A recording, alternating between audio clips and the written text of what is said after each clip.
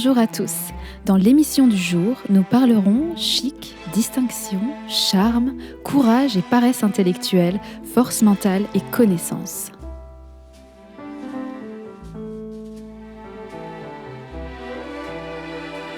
Nous vivons aujourd'hui dans une société où la notion d'élégance, qu'elle soit intellectuelle ou relationnelle, devient de plus en plus nébuleuse. Les notions de respect, d'équilibre et d'harmonie deviennent de plus en plus floues en fait. Et on ne sait plus comment se comporter face à l'appauvrissement de l'éducation scolaire, du capital intellectuel moyen, et en même temps devant l'information et la connaissance qui sont de plus en plus accessibles. C'est très compliqué aujourd'hui de retrouver un équilibre sain entre tout ça et de se débarrasser de ce sentiment d'urgence, pour le peu qu'on s'y intéresse, évidemment. J'aimerais donc poser une équation aujourd'hui qui est: comment retrouver le sens de l'élégance relationnelle, intellectuelle, esthétique, tout en luttant contre l'abêtissement, en ne se laissant pas entraîner dans l'appauvrissement général, donc l'appauvrissement culturel, etc., mais aussi tout en dépassant ses standards, en devenant plus brillant et plus satisfaisant, pour nous-mêmes, mais pour les autres aussi, évidemment. Donc l'élégance relève de quoi ? On parle beaucoup d'élégance, on parle souvent d'élégance, mais finalement, personne ne sait vraiment définir ce qu'est l'élégance. L'élégance relève de 4 piliers fondamentaux. Ces 4 piliers, c'est la sociabilité, l'équilibre, le respect d'autrui et le respect de soi. La sociabilité, c'est reconnaître son interdépendance, reconnaître notre propre interdépendance. L'équilibre, c'est privilégier l'accord sur l'affrontement, c'est rechercher l'accord sur l'affrontement, rechercher la satisfaction sur la frustration. Le respect d'autrui, c'est reconnaître que chaque être humain a sa place. Et enfin, le respect de soi, au même titre, c'est reconnaître sa place. Ces 4 principes-là, donc la sociabilité, l'équilibre, le respect d'autrui, le respect de soi, ces 4 principes permettent à n'importe quel humain de vivre sans souffrir des autres. Vous m'avez bien comprise ? Vivre sans souffrir des autres et de prendre sa place, de l'assumer plutôt, parce que sa place, on a notre place. Maintenant, il faut l'assumer. Donc tout ça, c'est ce qu'on va explorer à travers mes émissions. C'est très, très vaste, mais c'est une très bonne direction selon moi.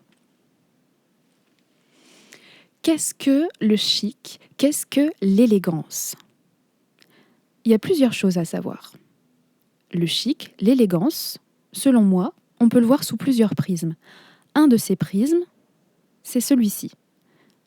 Le savoir-être, le savoir-vivre et le niveau au-dessus, le savoir-faire. Pour moi, le savoir-faire fait partie intégrante de l'élégance générale de quelqu'un. Le savoir-être, qu'est-ce que c'est ? C'est la discrétion, l'intelligence émotionnelle, la vitalité, la fierté, une fierté bien placée évidemment, le courage, l'intégrité, l'authenticité. Et par-dessus le marché, ce n'est pas parce qu'on est poli qu'on est hypocrite, bien au contraire. Et vous allez comprendre pourquoi plus tard. Le savoir-vivre, c'est un mélange de tact, de diplomatie, de discernement, de capacité d'adaptation, de tolérance, etc. Et tout ce qui s'y rapporte. Enfin, le savoir-faire, c'est, pour le domaine de l'élégance évidemment, la maîtrise de la conversation, la maîtrise de la valorisation des autres, des compétences en médiation aussi, parce que c'est assez évident, des capacités d'analyse relationnelle et parfois même psychologique. Il y a aussi de la culture générale, etc., etc. Est-ce que vous voyez un peu le tableau que j'essaye de composer devant vous ? C'est un équilibre parfait entre le caractère, la noblesse de cœur, le comportement en société et l'art de vivre. En somme, il y a beaucoup de définitions de l'élégance, je vous l'accorde.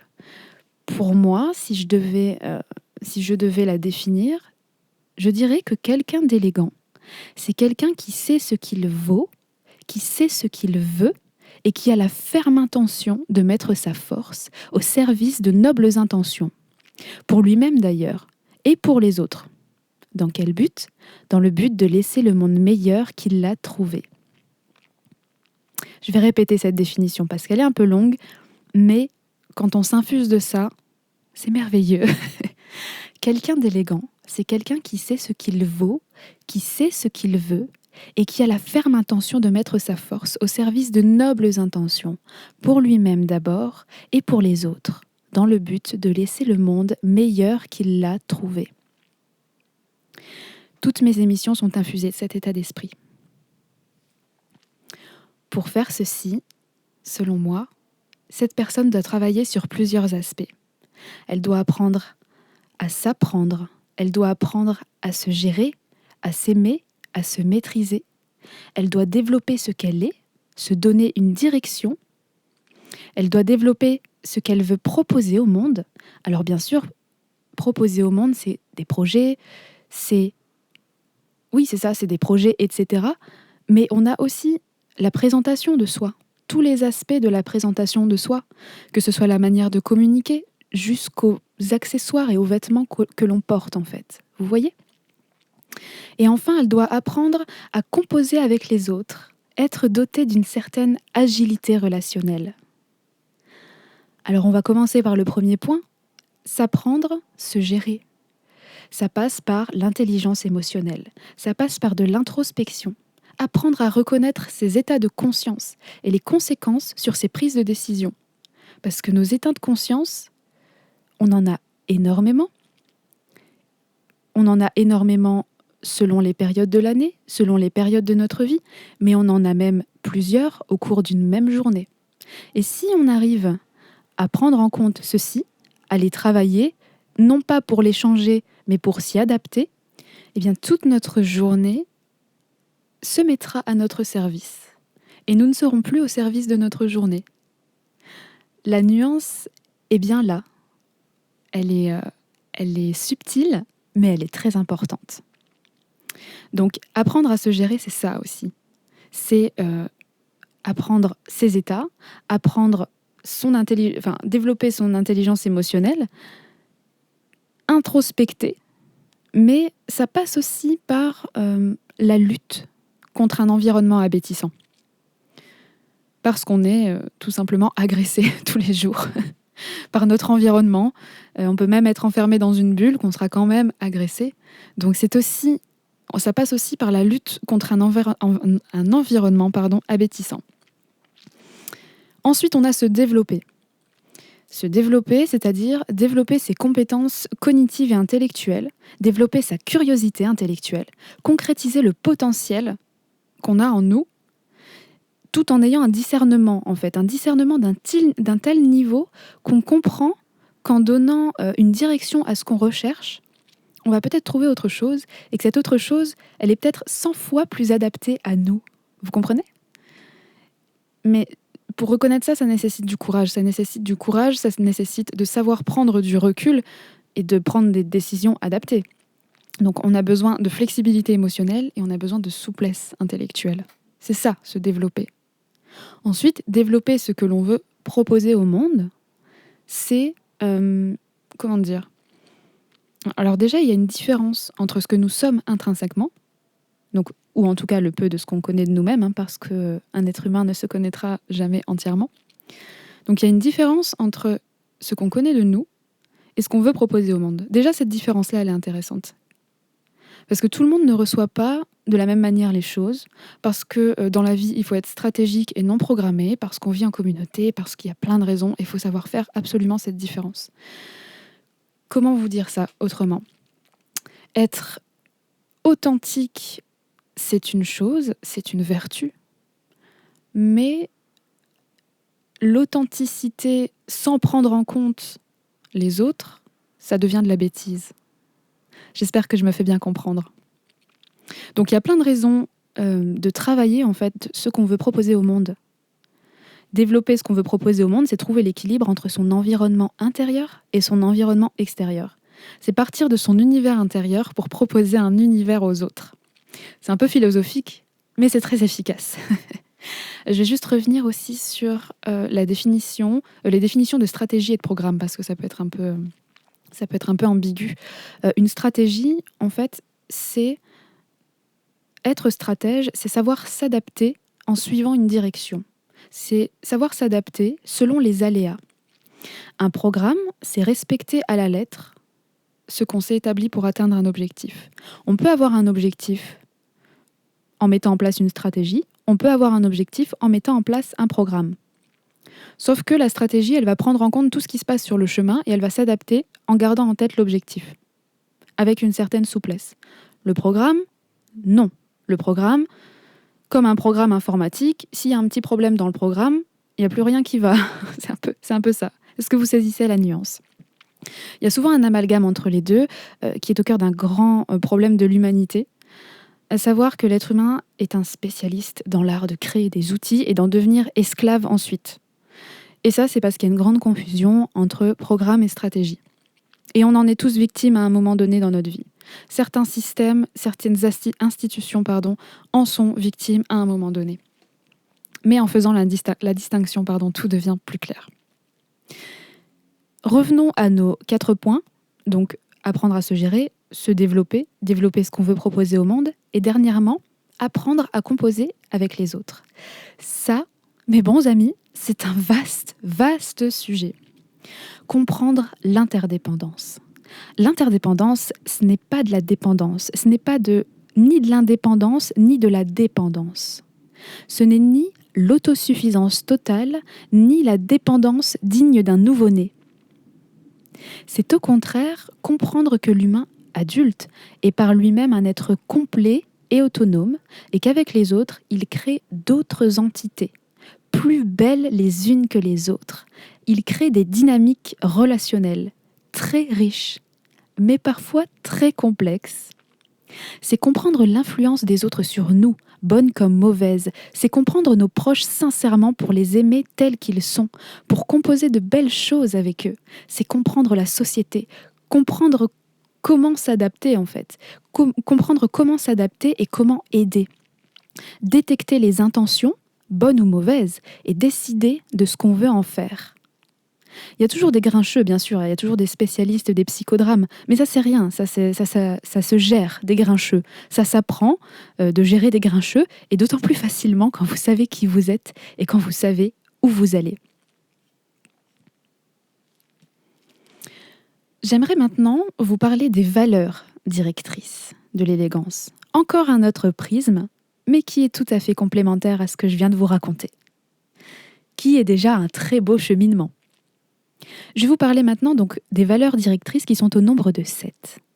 Il y a l'engagement, l'adaptation, l'équilibre, l'harmonie, le respect bien entendu, la discrétion, mais aussi la distinction. L'engagement, c'est simplement prendre ses responsabilités, comprendre ses responsabilités, apprendre ses responsabilités et prendre ses responsabilités. Participer à la vie sociale, manifester son intention et son attention aux autres, etc. C'est ça l'engagement. Ensuite, nous avons l'adaptation. Alors dans l'adaptation, il y a tout d'abord une notion de tolérance ici. Et il y a aussi, un certain conformisme. Mais un certain conformisme, c'est une véritable grammaire à la langue de l'humanité. C'est une espèce de code de la route qui nous mène directement au troisième principe, finalement, qui est l'équilibre. Donc l'équilibre, c'est avoir sa place et reconnaître la place de l'autre. Donc la politesse, les bonnes manières, tout ça, ce n'est pas des courbettes pompeuses. Ce n'est pas, j'allais dire que ça, mais ce n'est pas ça du tout, en fait. La politesse et les bonnes manières répondent à un profond sentiment de justice, d'équilibre. Quand quelqu'un sent que sa place est reconnue, un profond sentiment de justice l'habite, de satisfaction. Ça pose des bases saines pour commencer une relation ou un projet. Le sentiment d'injustice, c'est un fléau. Les gens deviennent fous à cause du sentiment d'injustice. Et retrouver un certain équilibre, grâce à l'élégance, aux politesses, aux bonnes manières, à cette espèce de code qui n'est finalement pas si rigide, mais ça nous le verrons tout au long des émissions, retrouver ce sentiment de justice grâce à ça, ça procure une telle satisfaction, une telle joie, une telle satisfaction en fait, que finalement, que nous devrions tous être heureux de pratiquer les bonnes manières en fait, tout simplement. Donc ensuite, on a pour la cinquième valeur, on a le respect. Donc on en a déjà parlé un petit peu, mais pour le coup, c'est autant le respect de soi que d'autrui. C'est un respect qui est lié à la considération. La considération pour soi et la considération pour les autres. Pour les autres, c'est non seulement reconnaître sa place, mais c'est aussi ne pas lui faire perdre la face. C'est très très important. C'est par exemple ne pas relever méchamment quand il fait une erreur, voire ne pas relever du tout. C'est ne pas l'accabler à cause de son incompétence.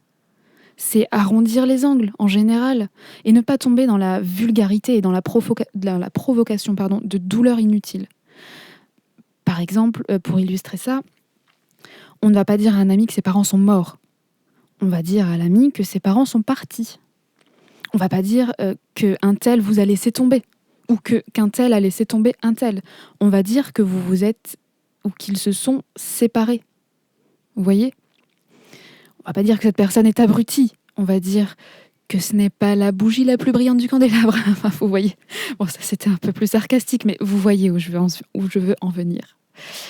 Enfin non, c'est l'avant-dernier, c'est la discrétion. La discrétion, je me fais rire. Excusez-moi. La discrétion, c'est la pudeur, la retenue, la dignité. C'est le discernement de reconnaître et de tenir sa place. C'est comprendre que ce n'est pas toujours notre tour de briller. C'est la douceur, la grâce, l'agilité dans les gestes. Vous voyez ? Donc enfin, nous arrivons à la distinction. La distinction, c'est un terme qui englobe tout ce qu'on vient de dire en fait. Et c'est un peu... on peut dire que quelqu'un est distingué, on peut dire aussi que quelqu'un a de la distinction parce qu'il est distingué. Enfin, il a de la distinction parce qu'il est bien élevé, parce qu'il a des bonnes manières. Mais quelqu'un qui a des bonnes manières et qui est bien élevé, c'est quelqu'un de distingué. C'est quelqu'un qui a de la distinction. Vous voyez, c'est un peu un terme général. Donc on dit de quelqu'un qui a de la distinction, qu'il est bien élevé, qu'il est digne, qui a du maintien physique, mais du maintien dans sa posture, dans les dynamiques relationnelles, en fait. Ce n'est pas qu'une posture physique, vous voyez, c'est le postulat qu'il prend quand il interagit avec les autres, quand il interagit avec ses projets, avec son foyer, avec un interlocuteur direct, ce genre de choses. Vous voyez ? Donc, pour terminer un peu sur le concept de l'élégance, du chic, etc., il est partout, dans le sens où c'est quelque chose qui régit notre quotidien. Si on souhaite s'y intéresser, il y a d'innombrables manuels de savoir-vivre qui ont traversé toutes les époques. Si jamais c'est un sujet qui vous intéresse d'aborder, je vous conseille de commencer par 2 ouvrages historiques. Alors, ce n'est pas les premiers, mais ce sont des ouvrages fondateurs, disons. Si jamais on voulait vraiment remonter à l'origine de l'élégance, du savoir-vivre et des bonnes manières, on pourrait commencer à la préhistoire, parce qu'il y a déjà des premiers codes de conduite, des premiers règlements, etc. Il y en a beaucoup, beaucoup. Mais les plus, on va dire, les ouvrages fondateurs qui ont fort influencé en fait notre société et la culture telle qu'on la connaît aujourd'hui. Donc là, je parle bien de la culture occidentale. Ce sont les 2 ouvrages de Castiglione et de Erasme. Donc Castiglione, c'est le livre du courtisan, et Erasme, c'est de la civilité des mœurs puériles. Je crois que c'est ça le titre.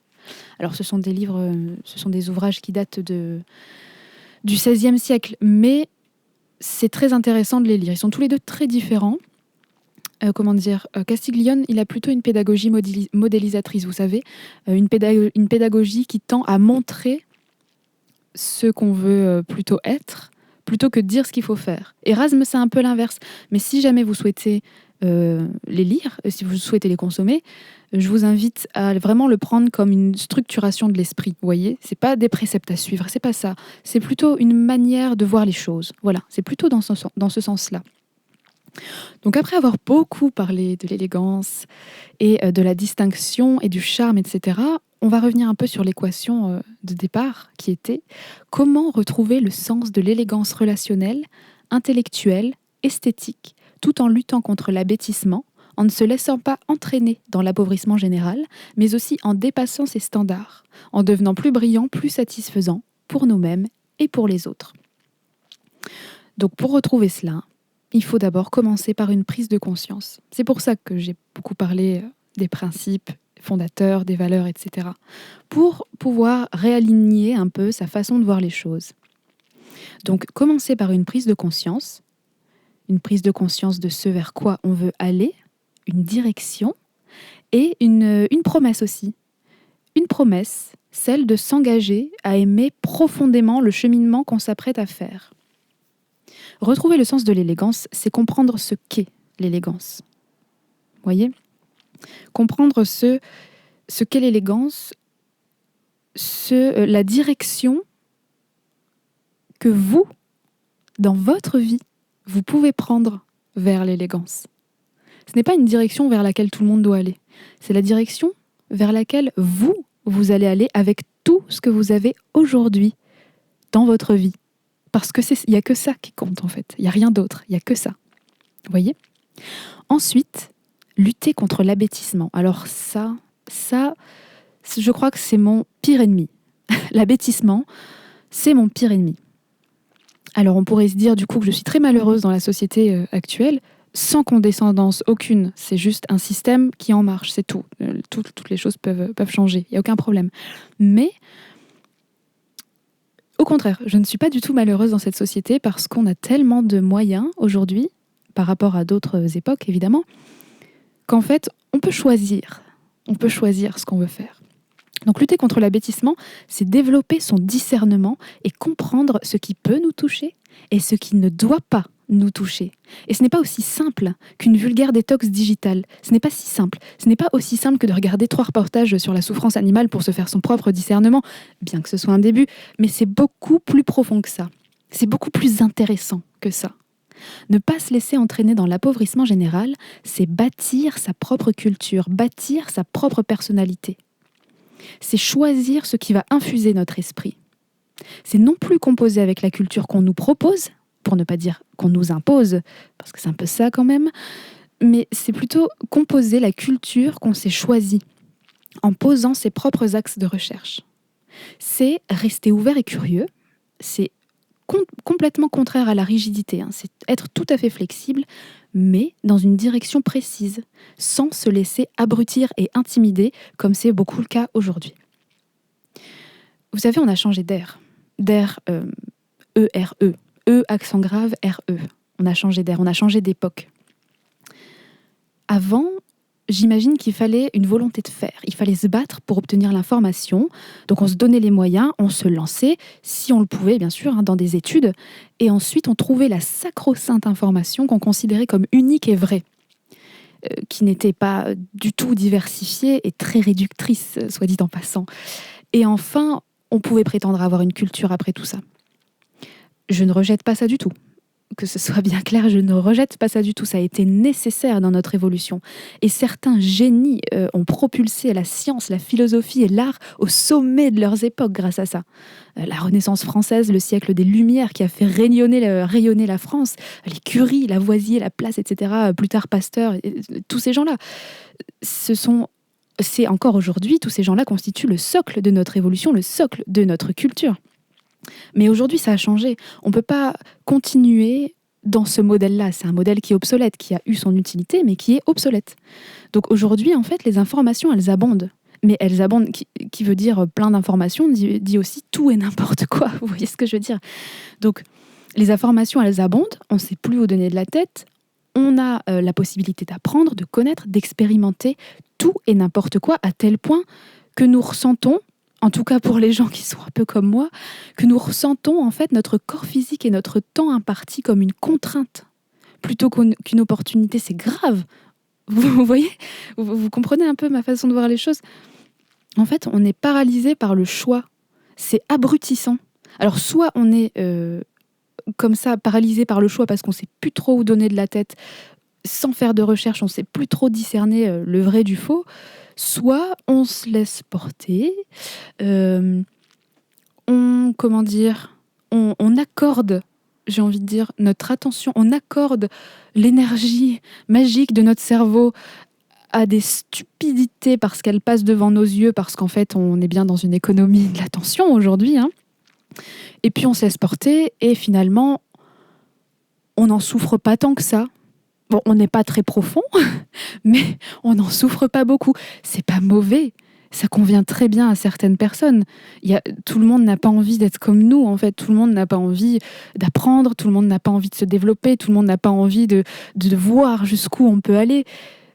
Et si ça leur convient, c'est parfait. Ces gens-là, c'est pas... Comment, excusez-moi, je bafouille, mais ce ne sont pas nos ennemis, ces gens-là. Ce sont... voilà, il n'y a pas de problème. Mais si nous, on n'a pas envie de ça, en fait. On n'a pas envie de se laisser faire, disons. Parce que ça ne va pas dans une direction très constructive. C'est ça qu'on peut dire. Voilà. Donc, il faut rééquilibrer tout ça. Donc, on piétine l'ancien paradigme, on se renouvelle, on change de lunettes. On décide de la culture que l'on souhaite construire, que l'on souhaite se construire. On s'engage dans notre apprentissage selon les phases de notre vie. On creuse pour trouver les meilleures informations possibles. On compare, on développe son discernement, on cesse d'être superficiel, on devient un être singulier, intelligent, proactif, vaillant et adorable par-dessus le marché parce que c'est tellement plus chouette. Donc on élève ses standards. On élève ses standards au-dessus de la moyenne parce qu'en ce moment, la moyenne, elle est quand même très médiocre. Mais on ne le leur dira pas parce que nous sommes des individus élégants. Et être élégant ne veut pas dire ne pas avoir d'avis. Voilà. Je m'emporte un petit peu. C'est sur cette délicate et délicieuse note d'humour que je vais terminer cette émission. Et je vais terminer aussi sur une petite citation, parce que c'est toujours très mignon, de cette chère Rachel Chantal, que j'adore, qui est « L'accomplissement demeure un chemin infini, pavé de modestie, de persévérance, de respect et de passion. » Je vous remercie chaleureusement pour votre écoute et vous retrouve la semaine prochaine pour une nouvelle émission. À bientôt!